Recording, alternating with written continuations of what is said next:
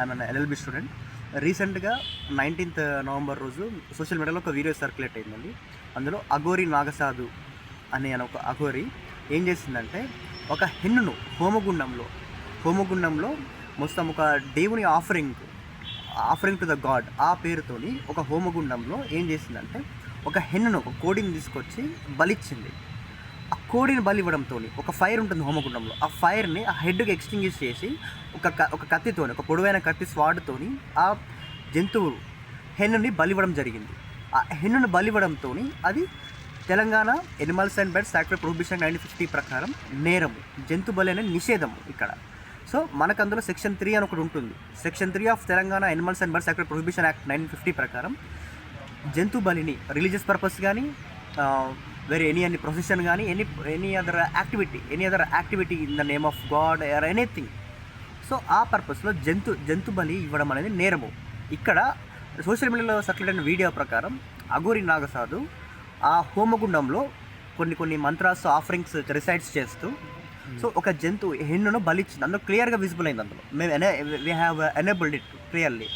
So ఇంకొకటి BNS 325 section ప్రకారం ఏ జంతువుకైనా cruelty కానీ మేమింగ్ కానీ కిల్లింగ్ కానీ చేయడం, దానికి హార్మ్ ఇంపోజ్ చేయడం, ఇన్ఫెక్ట్ చేయడం కానీ అలా జరుగుతుందనుకో అది మ్యాక్సిమం 5 years వరకు పనిష్మెంట్ ఉండాలి అందులో. ఈ తెలంగాణ స్టాట్యూస్ ప్రొహిబిషన్ యాక్ట్ ప్రకారం 3 నెలల సాధారణ జైలు శిక్ష ఉంది. సో జంతు బలి అనేది ఇలా నేరము. ఇంకొక ముఖ్యమైన చట్టం ఏంటంటే prevention of cruel to animals act 1960. దీని ప్రకారము section 11 Clause 1 sub class A ప్రకారం దీని ఒక నేరంగా పరిగణిస్తున్నారు. సో ఇలా జంతు బలి ఈ పాయింట్ మీద మేము మా మిత్రుడు సౌమిత్ ఇంకా అదర్ ఫ్రెండ్స్ సహకారంతో మేము మమ్నూరు పోలీస్ స్టేషన్ వరంగల్లో కిలా వరంగల్ మండల్లో మమ్నూరు పోలీస్ స్టేషన్ అని ఉంటుంది. ఆ మమ్నూరు పోలీస్ స్టేషన్లో మేము అక్కడ SHO రమేష్ గారు కానీ మిగతా అదర్ స్టాఫ్ కానీ వాళ్ళ సహకారంతో మేనకా గాంధీ మేడం బ్యాకింగ్తో మేము కేసు నమోదు చేయడం జరిగింది. ఇప్పుడు నేను ఇంతకుముందు చెప్పే సెక్షన్స్ ప్రకారం జంతు బలి. సో మేము ఇక్కడ మెయిన్ పాయింట్ ఏంటంటే అఘోరి నాగసాధు అక్కడ హోమగుండం దగ్గర ఒక పొడవైన కత్తితోని జంతువుని బలిస్తుంది, హెన్నును బలిస్తుంది, చంపిస్తుంది. సో అది ఆ పాయింట్ మీద ఆ బేస్ మీద మేము అక్కడ కేసు నమోదు చేయించడం జరిగింది.